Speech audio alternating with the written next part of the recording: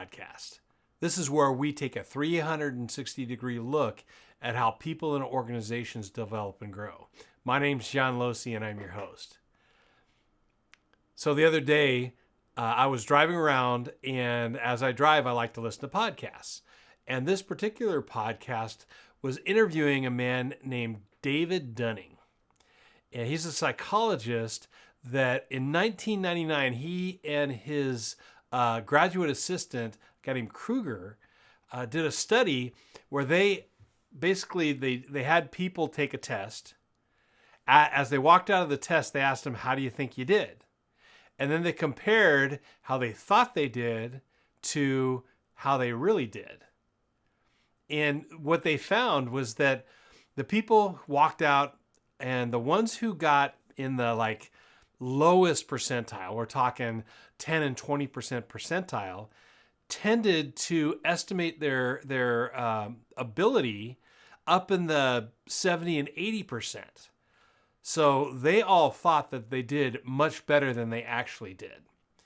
And then the people who walked out and were really questioning how well they did tended to be in the top percentile.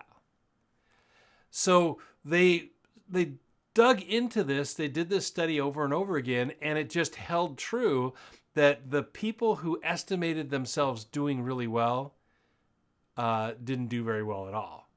The lowest percentile tended to judge themselves as highly capable, to the point where he tells a story where he asked that question on one of the tests in his class, and one student ranked himself like the top of the top, like nobody was going to be better, and sure enough, he failed the test. And this guy came back, and of course, if you've ever failed a test in college and didn't think you were going to do that, you go and you talk to the prof. Well, this student came in and was trying to, give the professor a chance to admit his mistake, because the student's answers were obviously much better than the answers provided by the professor. So there's this sense that people who are not well versed in a topic or even new to a profession tend to overestimate their ability. Now, this creates an interesting situation that if you feel confident in your ability in something, you got to wonder, is this the Dunning-Kruger Effect that's taken hold? Am I a victim of this if I'm confident about my ability? And I think that's kind of a good way to stay humble about what you're doing. What this process of the Dunning-Kruger Effect reminds me of is the process of becoming competent.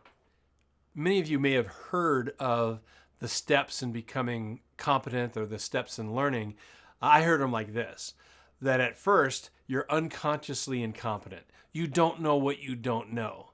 And you hear this sometimes when people look at a performer, or they look at an expert and go, well, that looks so easy. They don't know what it takes to be really good, so they might overestimate their ability in this particular area. So stepping into a new situation, some people are unconsciously incompetent because they don't know what it takes. Then, as soon as they start working out and trying and maybe even getting some feedback, they become consciously incompetent.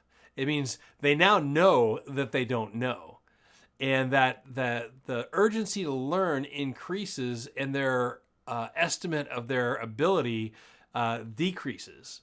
They aren't nearly as good as they thought they were. As they gain more experience, more practice, maybe some more guided feedback, they become consciously competent. They can get the job done, but they have to think about it. It's very intentional effort.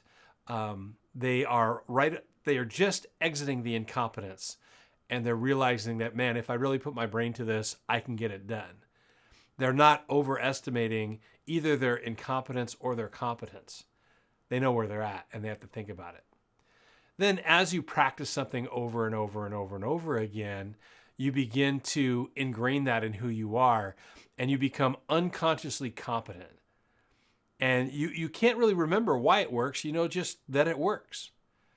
You have done it so many times, and you've done it in so many situations that it comes naturally and it looks effortless. As a matter of fact, this is what the unconsciously incompetent people look at and go, oh, it looks so easy. They're not even trying. That's the unconsciously competent people. Now, I kind of, for my own sake, I've added another level, which is the intentionally competent.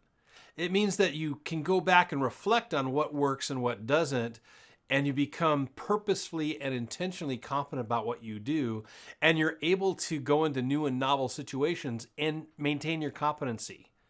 Because, and again, it's not about the Dunning-Kruger effect where you're overestimating your ability. You know what you don't know as you step in, but you're able to apply things in brand new contexts. It's the concept of efficacy.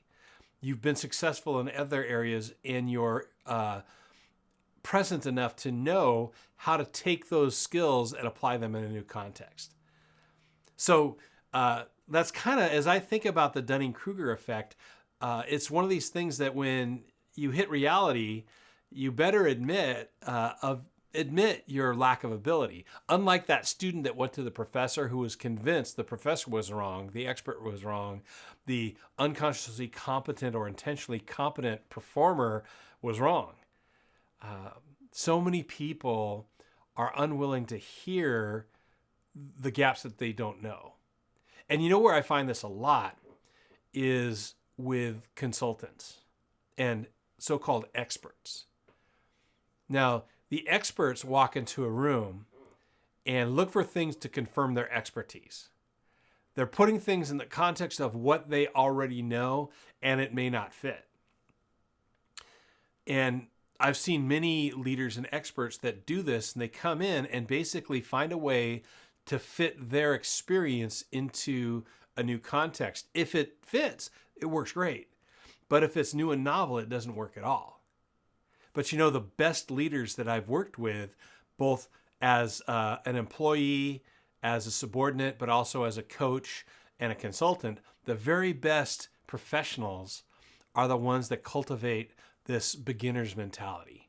This idea that, man, every time I walk into a situation, there's stuff I don't know. This is intentionally competent people who are stepping in, knowing what they bring to the table, but also noticing where that isn't enough or isn't going to fit. It's a beginner's mentality, which means I step in knowing that there's something for me to learn in every situation, in every context, from everybody I encounter. And it's not easy to stay that present. So how do you fight the Dunning-Kruger effect? Well, you counteract it by constantly reminding yourself that you are a beginner, cultivating that beginner's mentality so that you step in and you look for the things that you don't know rather than try and reinforce your expertise by looking for the things that you do know. It's hard and it's humbling. So first thing in combating the Dunning-Kruger effect is being humble, knowing that you don't know it all. And the second piece is looking for the things that you don't know, looking for the things that are new and different and novel. Those are two ways to do it. They call it MetaCognitive Skills, a big fancy word that means thinking about how you think. And really, the how-to of the metacognitive skills is challenging your own assumptions about your abilities. It's okay to underestimate your performance. I think about this whenever I go in and I'm facilitating a group or leading a program. I'm convinced it's never going to work as I step into it. And it's not this false humility. It's this knowing that I don't know what's going to come down the pike, and I've got to sit back and trust the process, trust that I do bring skills to the table, and where the skills fall short, I get to rely on the abilities and the talent that my participants bring. And it becomes this dance, this negotiation between me as the facilitator or the speaker and the crowd, the audience, the participants.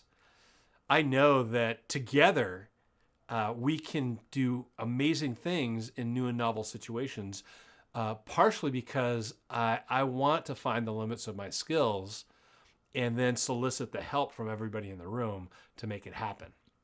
The Dunning-Kruger Effect. When you come across people that are ultimately confident in their abilities, but they just can't bring it home, they can't deliver the goods, make sure you're not that person by being humble and cultivating a beginner's attitude.